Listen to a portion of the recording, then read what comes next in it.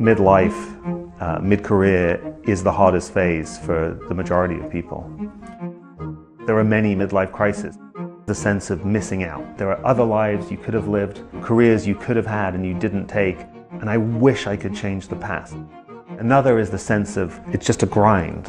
You're constantly driving from project to project to project, and they seem worthwhile, but there's a kind of hollowness or emptiness in it.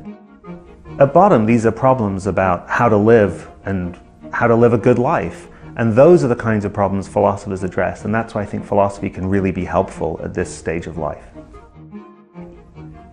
In general, when you make decisions, it's pretty rare for the values that you're comparing to be what philosophers call commensurable.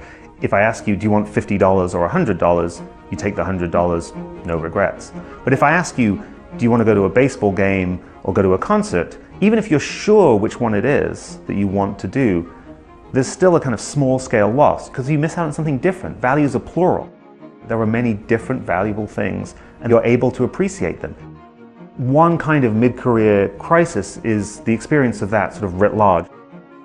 So a friend of mine, she had wanted to be a musician for a long time. She had a kind of promising start to her career, and then she didn't want to take the risk and ended up becoming a lawyer, and she's now a corporate lawyer, and her life is pretty good, but she looks back at this earlier time and thinks, you know, maybe that was a mistake. I think I should have stuck with music. But if she had stuck with music, she would never have met her husband, she would never have had the child she now has. And so one way she can sort of reframe that decision, not denying that it was maybe a mistake or maybe she should have chosen differently at the time, is to think about the fact that these attachments to her husband and her child wouldn't have been possible without it, and that they mitigate and sort of counteract the regret she would otherwise feel. And those kinds of attachments, the particular ways in which our life is good, the sort of texture of our lives, are quite generally a counterweight to regret.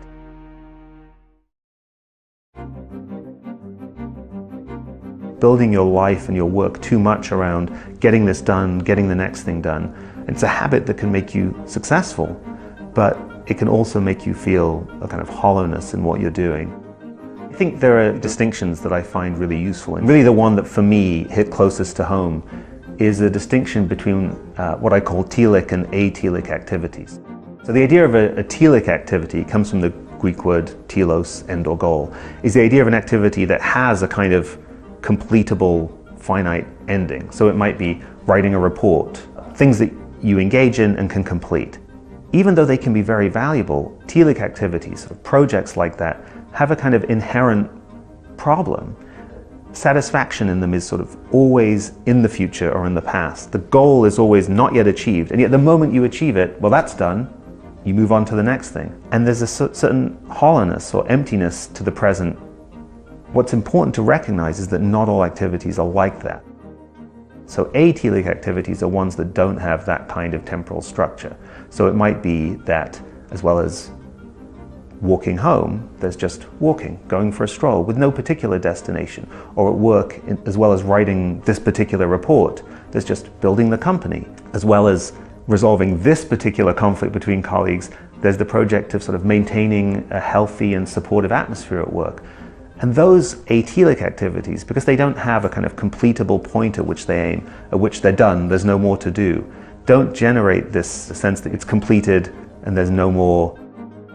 Shifting your focus to a more atelic orientation, where you're more invested in the ongoing process of what you're doing, is a way to address that kind of emptiness or hollowness that can afflict us around mid-career.